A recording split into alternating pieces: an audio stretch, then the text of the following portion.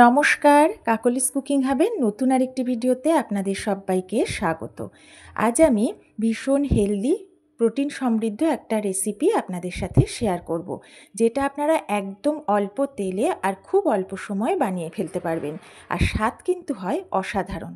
তাহলে চলুন পুরোটা দেখে নিন। এখানে আমি দুটো কচি ঝিঙে নিয়েছি।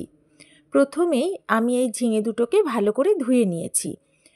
কাটার পরে আমি কিন্তু ঝিঙে আর ধোবো না। এবার আমি এর খোসাটা ছাড়িয়ে নেব। ঝিঙে দুটোর খোসা পাতলা করে ছাড়িয়ে নিয়েছি। এবারে আমি কিউবের আকারে ছোট ছোট টুকরো করে দুটো ঝিঙে কেটে নিচ্ছি। এখানে আমি নিয়ে নিয়েছি একটা বড় সাইজের টমেটো। টমেটোটাকে একটু লম্বা আর বড় করে কেটে নিচ্ছি। টমেটোটা কিন্তু এখানে কুচিয়ে কাটবো না।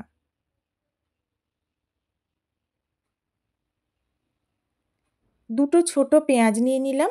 পেঁয়াজ দুটোর খোসাটা ছাড়িয়ে একদম মিহি করে কুচিয়ে নেব। এখানে পেঁয়াজ গ্রেট করে বা বেটে দেওয়ার দরকার নেই, পেঁয়াজটা কুচিয়ে দেবেন, তবে মিহি করে কুচিয়ে নেবেন।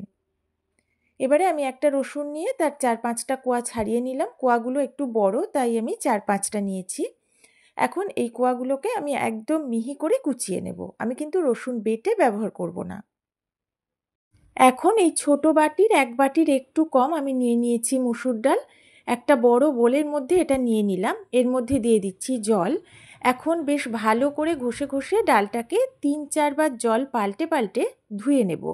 তারপরে পরিষ্কার জল দিয়ে 1 ঘন্টা ভিজিয়ে রেখে দেব। 1 ঘন্টা পরে ভেজানো ডালের অতিরিক্ত জলটা খুব ভালো করে ঝরিয়ে নিয়ে আমি ডালটা নিয়ে নিয়েছি।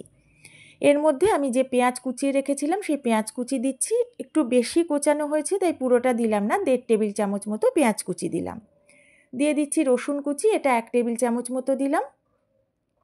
এবার আমি দিচ্ছি আদা কুচি, এটাও আমি 1 টেবিল চামচ মতো দিচ্ছি। একদম সরু লম্বা করে আমি কুচিয়েছি, আপনারা চাইলে আরও ছোট করে কুচিয়ে নিতে পারেন। এই যে আদা, রসুন, পেঁয়াজ এই সব কিছুর পরিমাণটা আপনারা ডালের পরিমাণ অনুযায়ী কমিয়ে বাড়িয়ে নেবেন। এবারে আমি দিয়ে দিলাম খুব অল্প পরিমাণে একটু হলুদ গুঁড়ো, দিচ্ছি স্বাদ মতো লবণ, খুব অল্প পরিমাণে একটু কাশ্মীরি লঙ্কার গুঁড়ো। আর ঝালের জন্য আপনারা এখানে কাঁচা লঙ্কা কুচি বা ঝাল শুকনো লঙ্কার গুঁড়োটা দেবেন। ঝাল কম খাই বলে আমি এটা এখন অ্যাড করলাম না, পরে ঝালটা অ্যাড করব। এবারে হাত দিয়ে সব উপকরণ ডালের সাথে খুব ভালো করে মিশিয়ে আমি মেখে নিচ্ছি। এটা একটু ওই পেঁয়াজ কুচি, আদা কুচি, রসুন কুচি এগুলো হাত দিয়ে একটু চেপে চেপে নিয়ে তারপরে ডালের সাথে ভালো করে মিশিয়ে মাখলে মাখাটা খুব ভালো হবে। আমি খুব ভালোভাবে মেখে নিলাম। এবার এটাকে ঢাকা দিয়ে আমি মিনিমাম 30 মিনিট রেখে দেব। আপনারা চাইলে আরও বেশি সময় এটা ম্যারিনেট করে রাখতে পারেন। গ্যাস ওভেনে আমি কড়া বসিয়ে দিয়ে দিচ্ছি প্রায় 4.5 কাপ মতো জল। হাই ফ্লেমে জলটাকে প্রথমে আমি গরম করে নিচ্ছি। জলটা যখন বেশ গরম হতে শুরু করেছে তখন আমি ম্যারিনেট করে রাখা ডালটা জলের মধ্যে দিয়ে দিচ্ছি। এখানে ডালটা আমি প্রায় 45 মিনিট ম্যারিনেট করে রেখেছিলাম। আর জল বেশ ভালোভাবে যখন গরম হবে তারপরেই কিন্তু ডালটা দেবেন, ঠান্ডা জলের মধ্যে ডালটা দিয়ে দেবেন না। ডালটা পুরোটা দিয়ে দেওয়ার পর আমি জলের সাথে এটাকে মিশিয়ে নিচ্ছি।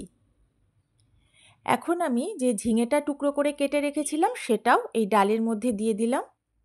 এটা দিয়েও একটু নেড়ে দিচ্ছি।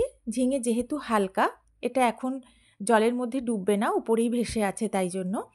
এবারে আমি দিয়ে দিচ্ছি দুটো চেরা কাঁচা লঙ্কা। এখানে লঙ্কাটাও আপনারা আপনাদের পছন্দ মতো দেবেন। এখন হাই ফ্লেমে এটাকে আমি প্রথমে ফুটিয়ে নিচ্ছি। বেশ ভালোভাবে ফুটতে শুরু করেছে। এখন এটাকে নাড়াচাড়া করে আমি একটু মিশিয়ে দিচ্ছি। যারা আমার ভিডিওটা দেখতে শুরু করেছেন তাদের আমি একটু মনে করিয়ে দিই, পুরো ভিডিওটা দেখার পরে যদি ভালো লাগে একটা লাইক করতে কিন্তু ভুলবেন না, পারলে একটু শেয়ার করবেন। আর নতুন বন্ধুরা যদি ভিডিও ভালো লাগে বন্ধু হয়ে আমার পাশে থাকবেন। আর পাশে থাকা বেল আইকন আর অল অপশানটা একটু সিলেক্ট করে রাখবেন, তাহলে আমার নতুন ভিডিও নোটিফিকেশানটা প্রথমেই পেয়ে যাবেন। এখন এটাকে আমি ঢাকা দিয়ে দিলাম। গ্যাসের ফ্লেমটা লো করে আমি ডাল আর ঝিঙে সেদ্ধ করে নেব।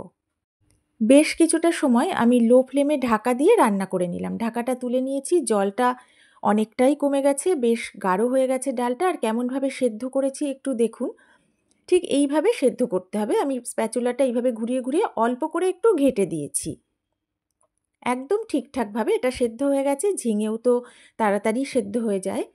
এবারে আমি যে টমেটোটা কুচিয়ে রেখেছিলাম সেটা এর মধ্যে দিয়ে দিলাম। ডালটা যখন দেখবেন পুরো সেদ্ধ হয়ে গেছে তখন টমেটো কুচিটা অ্যাড করবেন।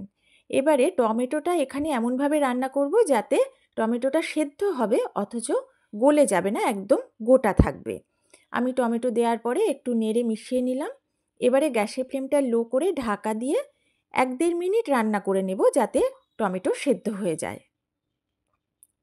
কিছুক্ষণ পরে আমি ঢাকাটা তুলে নিয়েছি, একটু নেড়ে মিশিয়ে নিচ্ছি। গ্যাসের ফ্লেমটা এখন লো করে দিয়েছি। আমি একটু দেখে নিচ্ছি টমেটোটা সেদ্ধ হয়েছে কিনা। একদম ঠিকঠাকভাবেই এটা কিন্তু সেদ্ধ হয়েছে, অথচ গোটাই আছে। এবারে গ্যাসের ফ্লেমটা মিডিয়াম টু হাইতে করে আমি অল্প কিছুক্ষণ ফুটিয়ে নেব, তারপরে আমি পরের স্টেপে চলে যাব। ডালের কড়াটা সরিয়ে রেখে আমি আরেকটা কড়া গ্যাস ওভেনে বসিয়ে দিলাম। একটা তড়কা আমি রেডি করব। কড়াটাকে একটু ভালো করে গরম করে নিয়েছি। এবারে আমি এতে দিয়ে দিচ্ছি 1 টেবিল চামচ সর্ষের তেল। তেলটা গরম হয়ে যাওয়ার পর আমি এতে ফোড়নে দিচ্ছি একটা তেজপাতা, একটা শুকনো লঙ্কা, হাফ চামচের একটু বেশি কালো জিরে আর সমপরিমাণ রাঁধুনি। ফোড়নটা ভালো করে নাড়াচাড়া করে আমি কিছুক্ষণ ভেজে নেব। অবশ্যই এখানে সর্ষের তেলটাই ব্যবহার করবেন, আর তেল কিন্তু এই একবারই আমি এতে ব্যবহার করছি। আপনারা চাইলে আরেকটু বেশি দিতে পারেন, তবে এই তেলেও কিন্তু রান্নাটা খুবই সুস্বাদু হবে। বেশ ভালো করে ভাজা হয়ে গেছে, সুন্দর গন্ধ বেরোচ্ছে। এখন আমি যে ডালটা রেডি করে রেখেছিলাম সেটা ফোড়নের মধ্যে দিয়ে দিলাম। ডালটা দেওয়ার পরে আমি নেড়েচেড়ে মিশিয়ে দিচ্ছি। এবারে যদি আপনারা মনে করেন যে ডালটা দেওয়ার পর একটু বেশি ঘন লাগছে, তাহলে এতে আপনারা জল অবশ্যই অ্যাড করতে পারেন, তবে অবশ্যই ফুটন্ত গরম জল দেবেন, ঠান্ডা জল কিন্তু একেবারেই দেবেন না। এবার এই সময় আপনারা লবণটা চেক করে নেবেন, আর মিষ্টি আমি এতে একেবারেই দিচ্ছি না। আপনারা যদি চান তাহলে স্বাদ মতো মিষ্টিটা অ্যাড করতে পারেন। আমি কড়াটা ধুয়ে জলটা ফুটিয়ে নিয়ে খুব অল্প পরিমাণ জল এতে দিয়ে দিয়েছি। এখন গ্যাসের ফ্লেমটা হাইতে করে বেশ কিছুটা সময় আমি ডালটাকে ফুটিয়ে নিলাম। এটা বেশ জলটা অনেকটা কমেই গেছে, বেশ ঘন হয়ে গেছে। এটা কিন্তু এরকমই ঘন রাখবো, কারণ এই ডাল পাতলা হলে খেতে একদম ভালো লাগবে না। এখন আরেকটু নাড়াচাড়া করে মিশিয়ে নেওয়ার পরে আমি গ্যাসের ফ্লেমটা অফ করে দেব। গ্যাসের ফ্লেম অফ করে অল্প কিছুটা সময় ঢাকা দিয়ে রেখে আমি পরিবেশন করব। ভীষণ সুস্বাদু ঝিঙে দিয়ে মুসুর ডাল কিন্তু একদম রেডি হয়ে গেছে খাওয়ার জন্য। এটা গরম গরম ভাতের সাথে খেতে ভীষণ ভালো লাগবে, তবে রুটির সাথেও কিন্তু এটা খেতে খুব ভালো লাগে। তাই আপনারা ডিনারেও কিন্তু এটা বানিয়ে নিতে পারেন, বা ব্রেকফাস্টে রুটির সাথে খাওয়ার জন্যও ঝটপট বানিয়ে নিতে পারেন। একদম অল্প তেলে রান্নাটা করতে পারবেন। যদি আমার এই রেসিপিটা আপনাদের ভালো লাগে, বাড়িতে বানিয়ে অবশ্যই খাবেন আর আমাকে জানাবেন কেমন লাগলো। তাহলে আজকের মতো বিদায় নিচ্ছি। সবাই ভালো থাকবেন, সুস্থ থাকবেন।